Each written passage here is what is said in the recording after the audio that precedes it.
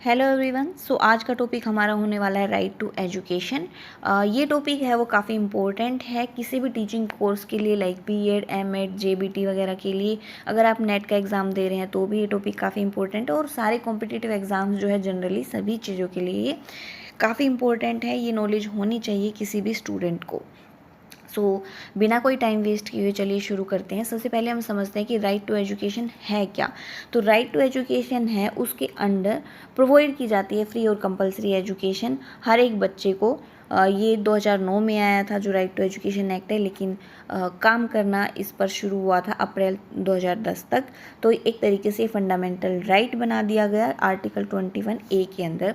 तो mainly describe करता है या बताता है कि कोई भी बच्चा है, हर एक बच्चा इंडिया का, उसको फ्री एंड कंपलसरी एजुकेशन लेने का हक है, उसका राइट है ये। उसको एजुकेशन मिलेगी। लाइक जो गरीब बच्चे हैं जो एक्सपेंस नहीं उठा सकते एजुकेशन का, उनके लिए भी गवर्नमेंट ने प्रोविज़न्स किए हुए हैं। गवर्नमेंट स्कूल है वो ड्रेसेस, बुक्स, नोटबुक्स वगैरह जो होती हैं वो, और बिना किसी फ़ीस में कोई फ़ी चार्ज नहीं करते, उन सबको वो चीज़ें प्रोवाइड करते हैं। इवन मिड डे मील के थ्रू वो खाना भी प्रोवाइड करते हैं एक टाइम का। राइट टू एजुकेशन जो है वो, उसकी कोशिश है कि इंडिया का कोई भी बच्चा है वो एजुकेशन से छूटे ना, सभी को एजुकेशन मिले। क्यों बनाया गया है? तो इसका रीज़न वही है कि जो एजुकेशन है वो बिल्डिंग ब्लॉक होती है किसी भी नेशन को आगे ले जाने के लिए। इसलिए हर एक बच्चे को राइट है एजुकेशन लेने का, जिससे वो आगे बढ़ सके।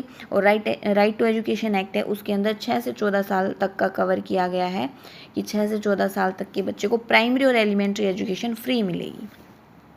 फीचर्स क्या क्या है वो देख लेते हैं। Right to education act aim to provide primary education to all children aged 6 to 14। Elementary education तक 6 से 14 साल तक का जो बच्चा है उसको फ्री एजुकेशन दे जानी चाहिए। Enforce education as a fundamental right बनाया गया था, जो कि आर्टिकल 21 में है।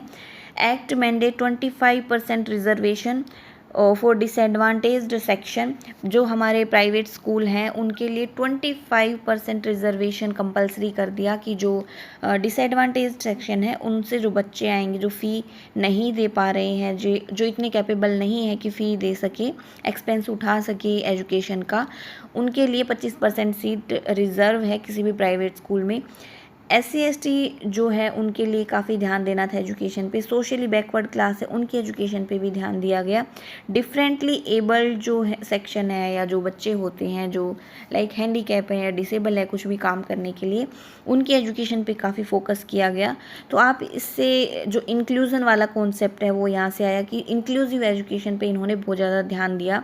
It also make provision for non admitted child to be admitted to an age appropriate classes. कुछ बच्चे थे जो आज तक स्कूल ही नहीं गए थे, तो उनकी एज के अकॉर्डिंग, उनकी IQ के अकॉर्डिंग उनको क्लासेस दी जानी चाहिए डायरेक्ट। उनको ये नहीं है कि आपने प्रीवियस क्लासेस नहीं की है तो उनको फर्दर किसी क्लास में नहीं बिठाया जाएगा या पढ़ाया नहीं जाएगा। उनकी एज के अकॉर्डिंग उनको एडमिशन देना था स्कूल में, तो उन्होंने RT के अंदर ये मैंडेट किया कि उनका एडमिशन देना ही देना है। It also state that sharing of financial and other responsibilities between the central and state government. जो हमारी एजुकेशन का फाइनेंस था, जो भी एक्सपेंस था, वो सिर्फ स्टेट की रिस्पॉन्सिबिलिटी नहीं थी, उसमें सेंटर है वो भी, सेंट्रल गवर्नमेंट वो भी पार्टिसिपेट करेगी और उसकी भी कुछ ना कुछ शेयरिंग रहेगी। It lay down the norms and standard related to pupil teacher ratio. यहाँ पे PTR जो है वो रेशो डिसाइड किया। लाइक जो प्राइमरी सेक्शन है उसके लिए है 30:1, और जो एलिमेंट्री सेक्शन है उसके लिए 35:1, कि 30 बच्चों पे एक टीचर होना चाहिए स्कूल में और 35 बच्चों पर एक टीचर होना चाहिए एलिमेंट्री लेवल पर। तो ये RT के अंदर ही डिसाइड किया गया था कि एटलीस्ट ये रेशो हो। बिल्डिंग और इंफ्रास्ट्रक्चर्स पर काफ़ी ध्यान दिया गया, स्कूल बिल्डिंग्स को और अच्छा बनाया गया, बच्चों को फैसिलिटीज़ मिले, इस चीज़ पे ध्यान दिया गया। स्कूल वर्किंग डेज़ जो थे वो डिसाइड किए गए। तो स्कूल वर्किंग डेज़ जो है वो 200 स्कूल वर्किंग डेज़ है प्राइमरी के लिए, कि मिनिमम इतने एक साल में वर्किंग डेज़ होने चाहिए, और एलिमेंट्री लेवल पर ये आ जाते हैं 220 दिन, कि एलिमेंट्री लेवल पर जो क्लासेस होते हैं उनके लिए 220 दिन होने चाहिए। ये क्वेश्चंस पुटअप किए जाते हैं कॉम्पिटिटिव एग्जाम्स में, तो आपको ये ध्यान रखने हैं कि प्यूपिल टीचर रेशियो क्या है, या जो मिनिमम वर्किंग डेज़ है, स्कूल वर्किंग डेज़ हैं, वो कितने हैं। टीचर वर्किंग आवर्स हैं वो भी डिसाइड किए गए यहाँ पे कि मिनिमम कितने घंटे टीचर पढ़ाएगा। तो वहाँ पे 45 आवर्स जो है विद प्रिपरेशन के साथ इन्होंने डिसाइड किए थे कि इतने मिनिमम आवर्स एक वीक में टीचर पढ़ाएगा 45 hours. Okay, it had a clause for no detention policy.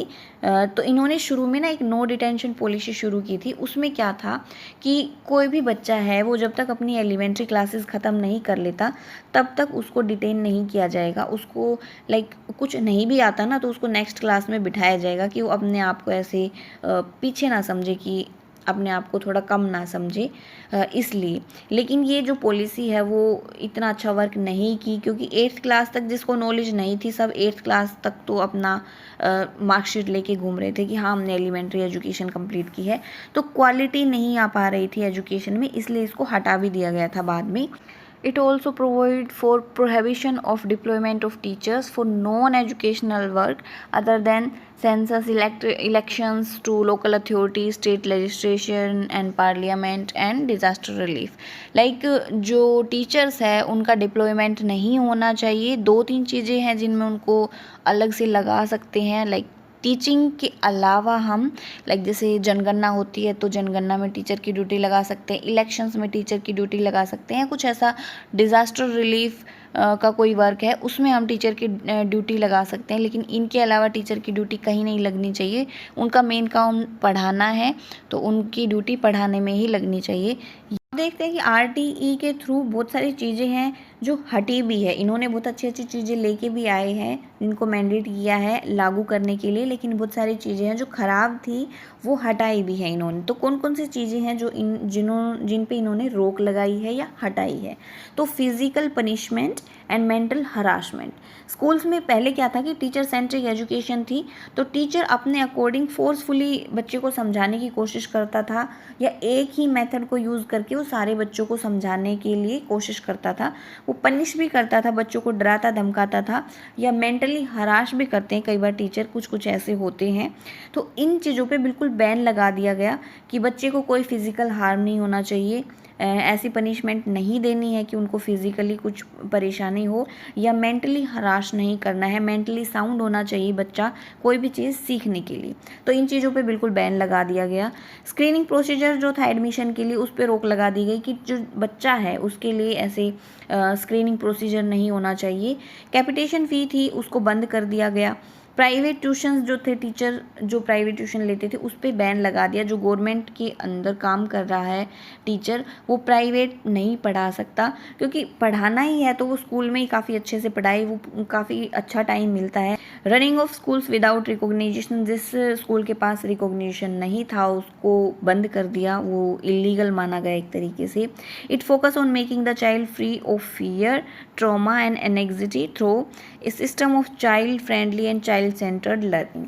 तो जो लर्निंग थी वो पूरे तरीके से टीचर सेंटर्ड से हट के चाइल्ड सेंटर्ड पे आ गई, कि टीचर को चाहे 100 मेथड्स यूज़ करने पड़े, अलग अलग उसको चेंज करने पड़े, लेकिन एक बच्चे को आना ज़रूरी है। अचीवमेंट्स क्या क्या थी राइट टू एजुकेशन एक्ट के थ्रू, कि इन्होंने इतने कुछ एफर्ट्स किए हैं, इतने सारे लॉ टाइप से बनाए हैं, तो क्या इफ़ेक्ट हुआ उसका, क्या कुछ अचीव कर पाए हम।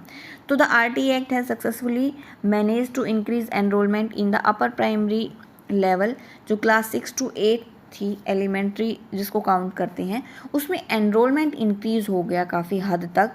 Strictly infrastructure norms resulted in improved school infrastructure especially in rural areas। पहले क्या था, पौधों के नीचे स्कूल लगा लो, क्लास बिठा लो, या किसी भी खंडर में क्लास लगा लो, तो पहले ये होता था। लेकिन RTE के बाद ज़्यादा स्ट्रिक्टनेस जब आई तो जो गवर्नमेंट स्कूल थे उनको एक प्रॉपर इंफ्रास्ट्रक्चर मिला, अच्छे क्लासरूम्स मिले, वॉशरूम्स वगैरह की सुविधा हो गई, पानी की सुविधा हो गई, वहाँ पे ग्राउंड्स वगैरह अच्छे मिले बच्चे को, कि उनका डेवलपमेंट काफ़ी अच्छे से हो जाए, क्योंकि एजुकेशन का मेन मोटिव होता है all over development. More than 3.3 million students secure admission under 25% quota norms under RTE, जो इन्होंने प्राइवेट स्कूल में 25% का कोटा फिक्स किया हुआ था, उसके थ्रू 3.3 मिलियन स्टूडेंट्स को बेनिफिट हुआ। It made education inclusive and accessible nation wide. Inclusive किया कि सभी बच्चे हर तरीके के, लाइक डिसेबल हो, चाहे किसी भी कास्ट क्रीड से आते हो, कोई कलर हो किसी का भी, सोशल लेवल पे लाइक कितनी भी डिस्क्रिमिनेशन हो, लेकिन जब एजुकेशन की बात आती है तो सभी इक्वल है, सभी को एक साथ पढ़ाया जाएगा, एक ही एनवायरनमेंट में पढ़ाया जाएगा, एक ही क्लासरूम के अंदर बहुत सारी वैरायटी मिलेगी स्टूडेंट्स की, अलग अलग एरियाज से आते हैं, अलग अलग रिलीजन भी हो सकते हैं और अलग अलग चीज़ों को मान सकते हैं, मेंटलिटी अलग अलग हो सकती है, उनको इंक्लूसिवली एक जगह पे रखा गया और वहाँ पे सिखाने की कोशिश की गई। Removal of no detention policy, no detention policy थी उसको हटा दिया गया क्योंकि वो अच्छे से वर्क नहीं कर रही थी। समग्र शिक्षा अभियान लेके आया गया। समग्र शिक्षा अभियान मतलब सभी के लिए, तो इसमें तीनों चीज़ों को इंक्लूड कर दिया गया जो पहले से चल रही थी स्कीम। एक सर्व शिक्षा अभियान थी, उसको इसमें इंक्लूड किया। राष्ट्रीय माध्यमिक शिक्षा अभियान रमसा जो था उसको भी इसी में मिला दिया गया और centrally sponsored scheme on teacher education उसको भी इसमें मिला दिया गया। ये क्वेश्चन भी काफ़ी इंपॉर्टेंट है कि समग्र शिक्षा अभियान के अंदर कौन कौन सी स्कीम्स को इंक्लूड किया गया था और उसके बाद पूरी एक स्कीम बनाई गई थी, तो ये समग्र शिक्षा अभियान थी। देन है नो डिटेंशन पॉलिसी, इसको हम कर चुके हैं। नो डिटेंशन पॉलिसी को काफ़ी बार ये टर्म आ चुकी है। इसमें क्या था कि एक कंटिन्यूस और कॉम्प्रिहेंसिव एजुकेशन के तहत एक तरीके से कि कंटिन्यूसली एक बच्चे की एजुकेशन मिल पाए, तो एक इन्होंने वो निकाला कि क्लास 8 तक क्या हो कि बच्चे को पीछे रोका ना जाए किसी क्लास में, बस उसको 8th क्लास तक बिना उसके कोई ग्रेड वगैरह देखे 8th क्लास तक उसको प्रमोट किए जाओ कि हाँ 6th 7th 8th चाहे उसको आए चाहे ना आए। इससे क्या होता है कि क्वालिटी गड़बड़ा रही थी। अब कोई बच्चा है जो 4th लेवल भी क्लियर नहीं कर पा रहा है लेकिन डिग्री वो 8वीं तक की लेके बैठा है कि हाँ 8वीं तक, तो जिसको सब कुछ आता है 8वीं तक, जो अच्छे लेवल पे है, सीख के गया है वो भी, और जिसको कुछ नहीं आता है वो भी, दोनों इक्वल लेवल पर हो गए थे, जो कि अच्छा नहीं है हमारे नेशन के लिए, हमारे देश के लिए, क्योंकि जिसको नहीं आता है हम उसके लिए और अलग स्कोप देखेंगे, उसको अलग मेथड से सिखाने की कोशिश करेंगे जो बेसिक चीज़ें होती है। तो इन चीज़ों से वो वंचित हो गए थे। सिर्फ नंबर के बेसिस पे काम नहीं चलता है, प्रैक्टिकल लाइफ में अलग और स्किल्स भी आनी चाहिए। तो ये बंद कर दिया गया था बाद में, अमेंडमेंट हुआ था RTE में ही 2019 में, तो उसमें ये बंद कर दिया गया कि जो नो डिटेंशन पॉलिसी है उसको हटा दो। अगर कोई बच्चा फेल हो रहा है तो उसको उसी क्लास में फेल कर दो, उसी को पढ़ाओ जब तक वो उस लेवल को क्लियर ना कर ले। तो ये था RTE एक्ट में। इतना बड़ा टॉपिक नहीं है और आई थिंक इतना इनफ है, सब कुछ कवर हो गया है। इसमें काफ़ी क्वेश्चंस बनते हैं जो कॉम्पिटिटिव एग्ज़ाम्स में भी आते हैं और थियोरेटिकल एग्ज़ाम्स जो आप देते हो टीचिंग कोर्स के लिए उसमें भी ये पूछ लिया जाता है क्योंकि ये काफ़ी इम्पोर्टेंट टॉपिक है। सो ये था आज का वीडियो। अगर आपको वीडियो पसंद आई हो तो वीडियो को लाइक करिए, चैनल को सब्सक्राइब करिए और शेयर करिए जितना हो सके। Thanks for watching this video. मिलते हैं नेक्स्ट वीडियो में।